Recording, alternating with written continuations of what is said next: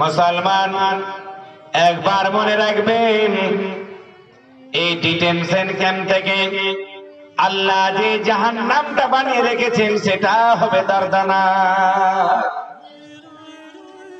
যেমন আজকে অফিস আদালতে আমরা গিয়ে ভিড় লাগিয়ে দিই, কিন্তু আমার বাবা জানেরা শুনুন, যতটা ভিড় অফিস আদালতে আমরা লাগালাম, ওর কি পরিমাণ যদি ভিড় আমরা মসজিদে লাগিয়ে দিই, আল্লাহর কাছে দোয়া করব, আল্লাহ রাব্বুল আলামিন আমাদের দোয়াকে কবুল করে নেবে।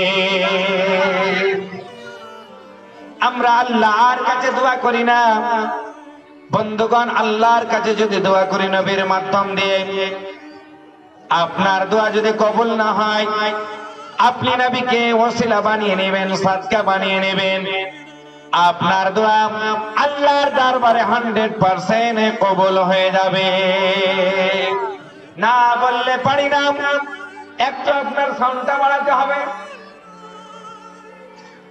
বন্ধুগণ, বাবাজি আমার, খুব গভীর মনোযোগ দিয়ে কথাটাকে শুনবেন। আল্লাহ রাব্বুল আলামিন আমাদেরকে সৃষ্টি করেছেন ইবাদতের জন্য। আপনি বলবেন মাওলানা শুধু ইবাদত বন্দেগী করব তো আপনার মাঠে কে যাবে, ঘাটে কে যাবে, হাটে কে যাবে, হেমতাবাদে কে যাবে, বাজার কে করবে? কিন্তু আপনি শুনুন না কেন, আল্লাহ রাব্বুল আলামিন অন্যথায় বলেন, লাকাদ কানা লাকুম ফি রাসূলিল্লাহি উসওয়াতুন হাসানা। জোরে বলেন না। নবী পাকের জীবন আদর্শটা হলো আমাদের জন্য নমুনায়ে জিন্দেগি। নবী যেই ফর্মুলা দিয়েছেন, ওই ফর্মুলা হিসাবে যদি আমরা চলতে পারি, জেনে নেবেন মুসলমান, আমরা চলবো তো ইবাদত, উঠবো তো ইবাদত, বসবো তো ইবাদত, ভাত খাবো ইবাদত, কুল্লি করবো ইবাদত, জল পান করবো ইবাদত, কাপড় পরিধান করবো ইবাদত, মাঠে যাবো ইবাদত, ঘাটে যাবো ইবাদত। মুসলমান যদি নবীর ফর্মুলাকে আপনাই নিতে পারি, যেখানেই যাবো ইবাদতের মধ্যে গণ্য হয়ে যাবে। কিন্তু আমরা সেই জায়গাতে নাই। আসুন আপনাকে এক জায়গাতে আমি নিয়ে যাই। আমার দয়ার নবী আকাই নামদার মদিনার তাজদার আহমদ মুস্তাফা মুহাম্মদুর রাসূলুল্লাহ সাল্লাল্লাহু তাআলা আলাইহি ওয়াসাল্লাম, সুবহানাল্লাহ, যার তুলনা দেওয়া যায় না। একবার নবী আমার সফর করছেন, ভ্রমণ করছেন, রাস্তা দিয়ে চলছেন, নবীকে যেন পিপাসা লেগে গেল। কোন জায়গাতে কি হয়, আল্লাহ আল্লাহ, আমার দয়ার নবী মানুষকে বোঝার জন্য বললেন, বলে ওরে আমার সাহাবী, ওই যে পাহাড়ের গুহা দেখা যায়, চোহা দেখা যায়, ওই পাহাড়ের গুহাতে যাও, একটা পাথর থেকে ঝর্ণার জল ঝরছে রে, আর আমি নবী একটু পিপাসা লেগেছে, তাই সেটাকে পান করতে চাই, আমি জল পান করব।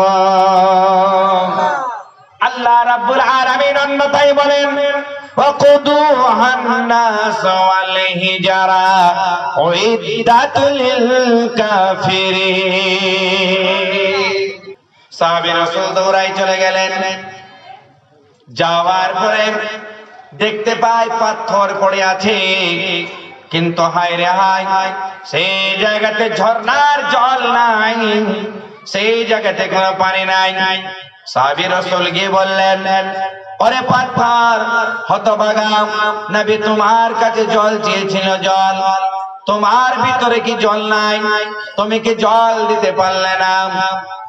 ওই সময় পাথর মানুষের মতো কেঁদে কেঁদে কথা বলতে লেগেছিল।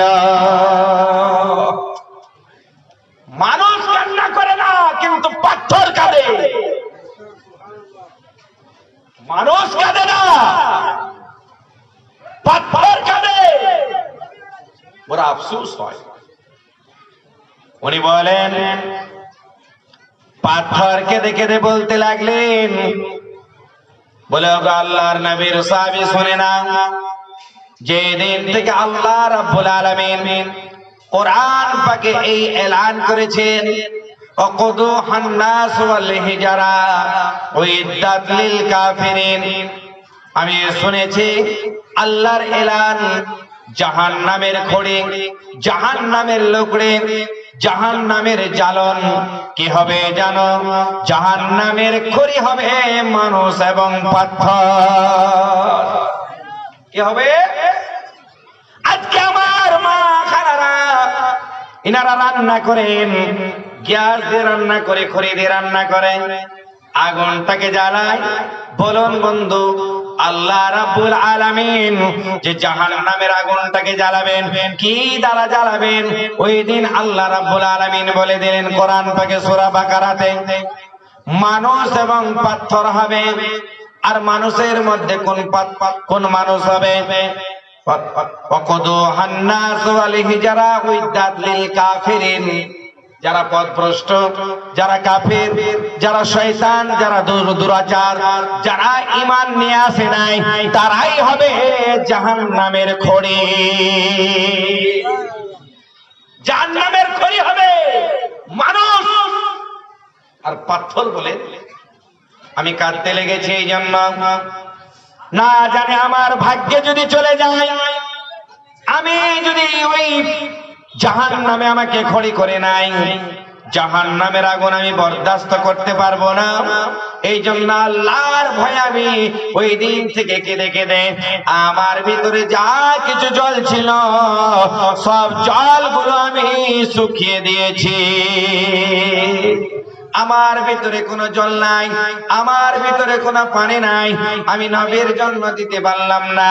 ওগো আল্লাহর নবীর সাহাবী গো, একবার গিয়ে আমার নবীকে বলে দিও যেন আমার জন্য শাফাআত করে জান্নাতে নিয়ে যায়। বলা উদ্দেশ্য মুসলমান, একটা পাথর যদি কান্না করে, জাহান্নামের ভয়ে, আল্লাহর ভয়ে কান্না করে, আমরা আশরাফুল মাখলুকাত, আমরা কেন আল্লাহর ভয়ে দুপোটা চোখের জল মাটিতে ফেলতে পারি না?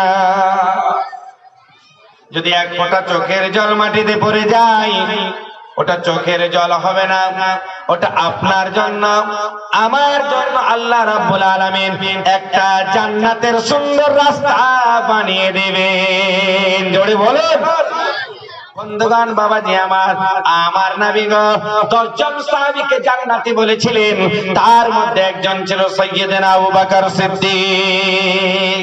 ওনার স্ত্রী এসে বলেন, স্বামী কেন তুমি চিন্তা করছো? কিসের চিন্তায় বিভোর হয়ে গেছো?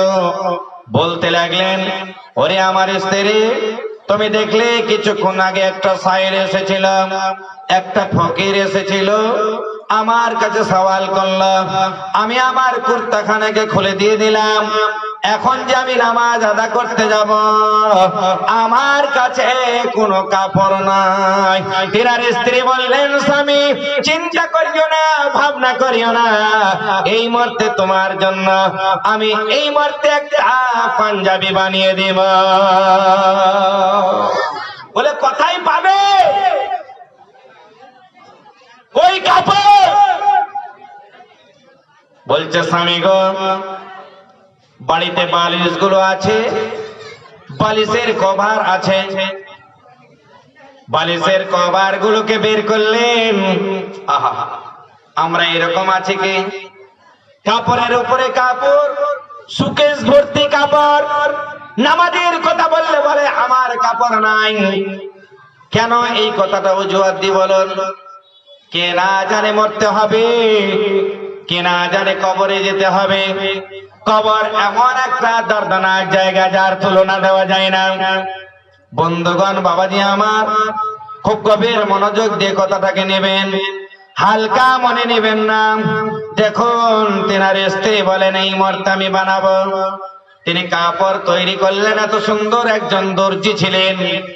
কাপড়টাকে কাটলেন বটে, কিন্তু সেলাই করবেন তো সুইয়ার সুতা বাড়িতে না। চিন্তাই পড়ে গেলেন। তিনার স্ত্রী বলেন, ওগো আমার স্বামী, চিন্তা করিও না। খেজুর গাছে গেলেন, খেজুর গাছের একটা কাঁটা নিয়ে আসলেন, ওটাকে সুই বানিয়ে নিলেন। যারা আমরা আগে পড়াশোনা করেছি, আগে আমরা লিপ কলম দিয়ে লিখতাম না, কখনো আবার বাঁশের কঞ্চি দিয়ে কলম বানাতাম না, দেখেছি না? ওই জামানা এখন নাই, এখন আমাদের ডট কলম। বন্ধুগণ, বাবাজি আমার, ঠিক ওই সময় তিনি কি করলেন, একটা খেজুর গাছের কাটা নিয়ে এলেন, খেজুর গাছের রগগুলোকে সুতা বানালেন, সুন্দর করে একটা পাঞ্জাবি বানিয়ে দিলেন। আবু বকর সিদ্দিক রাদিয়াল্লাহু তাআলা আনহু, ওনার যেতে লেট হয়েছে, দেখছেন জায়গাটা খালি পড়ে আছে, ওনার জায়গাতে কেউ বসে নাই। ওই সময় হঠাৎ করে আবু বকর সিদ্দিক চলে গেলেন, যাওয়ার পরে যেমনি বসলেন, চোখ দুটো লাল হয়ে গেছে। প্রতিদিন আগে মসজিদে যেত গো, ওই দিন লেট হয়ে গেছে বাবা। আমার নবী এক ঝলক দেখলেন, খুতবা শুরু করলেন, খুতবা হয়ে গেল, নামাজ হয়ে গেল, নামাজের পরে তাসবিহ তাহলিল হয়ে গেল, হয়ে যাওয়ার পরে সুবহানাল্লাহ আবু বকরের দিকে মুখাতাব হলেন, দৃষ্টি আকর্ষণ করলেন, কিছু বলবেন বলে ওই সময় আল্লাহ রাব্বুল আলামিন জিবরিল আমিন কে নবীর দরবারে পাঠিয়ে দিলেন। এসে বলেন, আসসালাতু আসসালামু আলাইকা ইয়া রাসূলুল্লাহ, আসসালাতু আসসালামু আলাইকা ইয়া হাবিবাল্লাহ। হে আমার বলেন, নবী সাহেব জানেন, জানার পরেও বলেন, আরে জিবরিল, তোমার জান্নাতি লেবাসটা কোথায়, তোমার জান্নাতি পোশাক কোথায়, তোমার জান্নাতি ড্রেসটা কোথায়? উনি বলেন, ইয়া রাসূলুল্লাহ, একবার আবু বকরের দিকে দৃষ্টি আকর্ষণ করুন না কেন? শুধু আমি একা নই, শুধু আমি একা নই, শুধু আমি একা নই।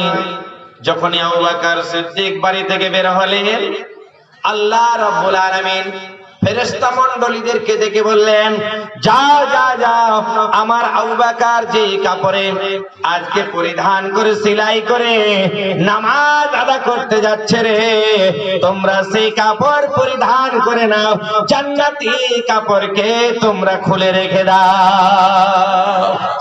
বলতে লাগলেন, আবু বকর সিদ্দিক যেন ঝরঝর করে কাঁদে। উনি বললেন, ইয়া রাসূলুল্লাহ, আজকে ফেরেশতা মণ্ডলীগণ আসমান ও জমিনের মধ্যে যতগুলো আছে সবাই আবু বকরের সুন্নাতকে আদায় করছে। তাহলে কত আহমিয়ত আছে। নামাজ তিনারা আদা করলেন, এক ওয়াক্তের নামাজকে কাজা করতেন না।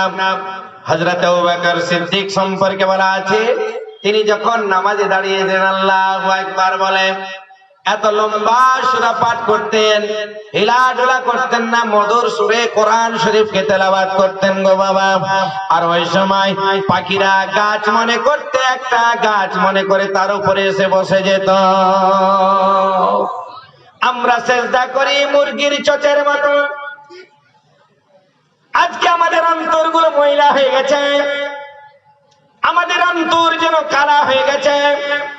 আল্লাহ রাব্বুল আলামিন আমাদেরকে পাঠিয়েছেন ইবাদতের জন্য, কিন্তু ইবাদত বন্দেগী নাই। এই জন্য আমাদের উপরে আযাব নেমে এসেছে। একবার তওবা করে আল্লাহর দরবারে কাঁদুন না কেন? আল্লাহকে যদি ডেকে নিতে পারেন, আল্লাহর ভয়ে যদি কেঁদে নিতে পারেন, মুসলমানদের গোটা বিশ্ব একদিকে হয়ে যাবে, মুসলমানদের কেউ হারাতে পারবে না।